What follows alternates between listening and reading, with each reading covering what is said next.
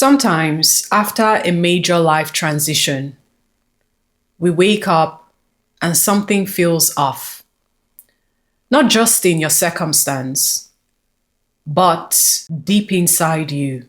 The life you once knew no longer feels like your own. You have no interest in the job. You have no interest in relationships. Even down to yourself, you feel disconnected. And that brings you to a place where you start asking the question, who am I?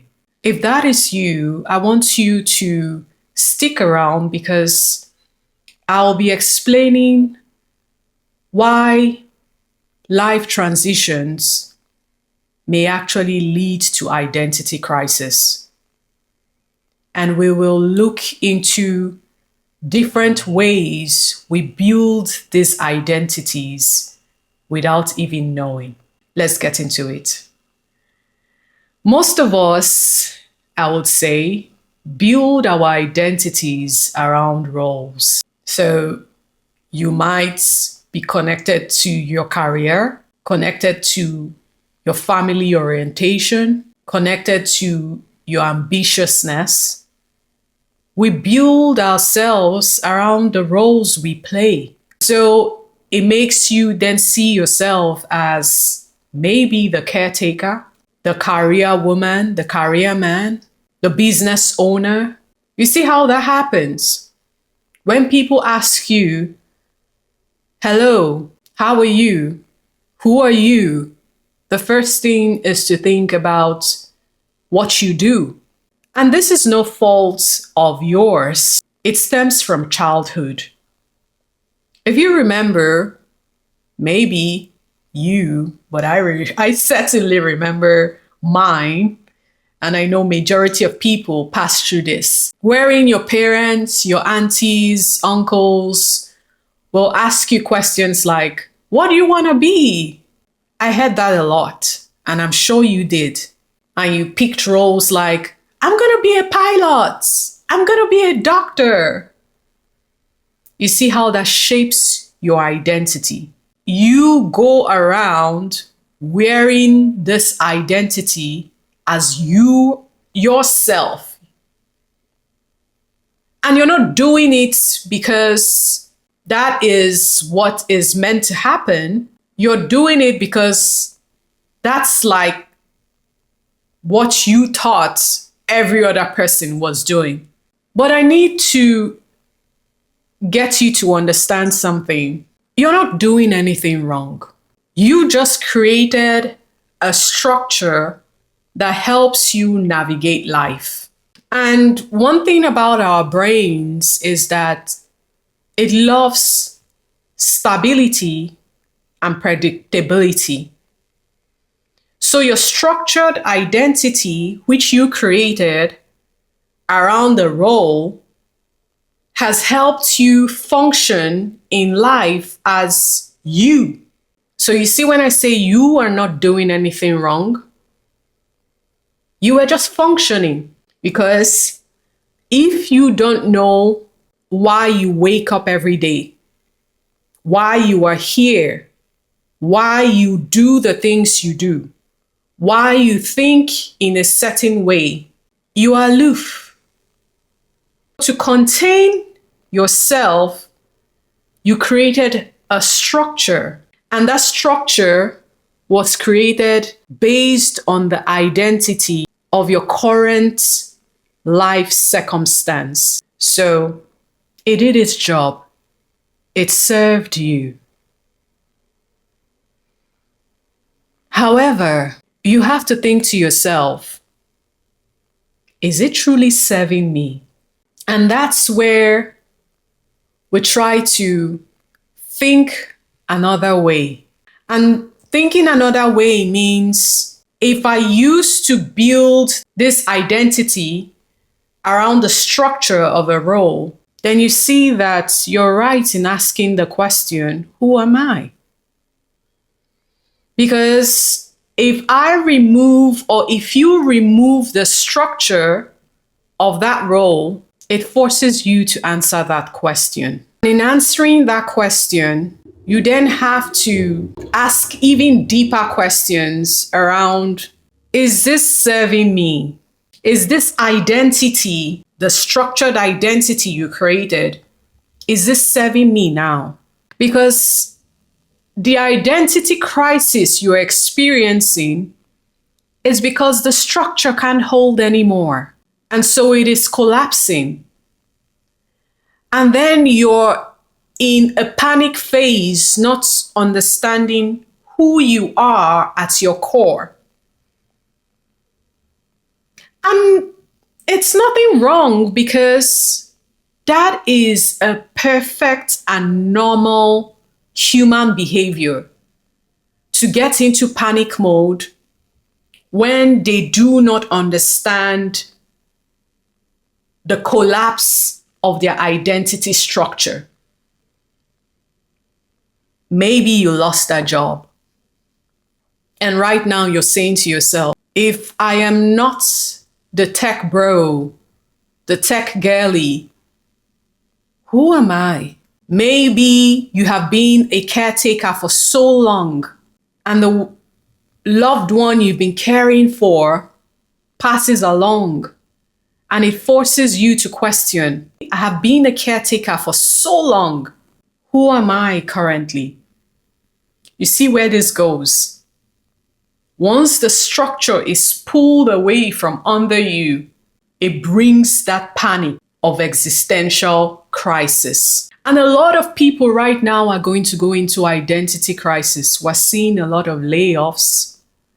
We're seeing a lot of turmoil in the environments that we are in. It forces people to start looking at the structure that they created. And not that creating a structure is bad, it's holding on to that structure because you want it to give you some succor. Even when you know that the structure can't hold you anymore, you still latch onto it and try to make it fit. I don't know if you've heard this. It's a proverb. I'm trying to remember. The house does not stand if it's not built on a solid foundation, something like that. But you know what I mean. So that structure is crumbling, but you're holding on so tight instead of letting go and finding your identity in this new phase. Some grounded practices I will offer, nothing overwhelming, is one, notice what no longer feels like you. Notice when things feels forced, when things feels heavy, when conversations don't fit anymore, that you cannot truly be yourself. That's the first step. The second thing is allow the in-between phase. A lot of people fail in this phase, and it's nothing bad. It's not their weakness, because this phase feels like death. You don't have your old identity. It doesn't resonate. And yet you don't have this new identity. So you're in this liminal space of, who am I? That's where the question keeps playing over and over and over again. And some people run back to the old identity and try to patch it up, but the foundation, the structure is broken. Instead of them to rest in this liminal space and ask the deeper questions, what do I want to do? What fills my cup? Where do I go from here? What is the next step for me? Not how do I go back there? Because if the foundation no longer holds, even if you go back, you will still collapse. And this is not a prediction or doomsday anything. Just look at a house. If the foundation doesn't hold, the house is going to collapse. Even if you patch the foundation here and there, if you do not work on it to be solid, it's not going to hold you. So this liminal space is where you try to identify what is the next thing.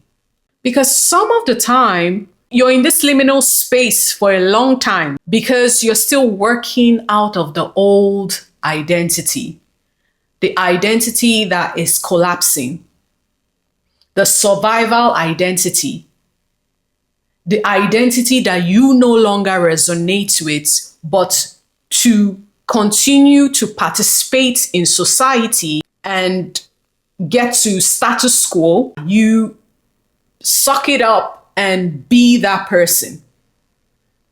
But that's why you're listening to this, so that when you are in the in-between phase, you allow it. You sit there. Painful, scary, it is meant to happen.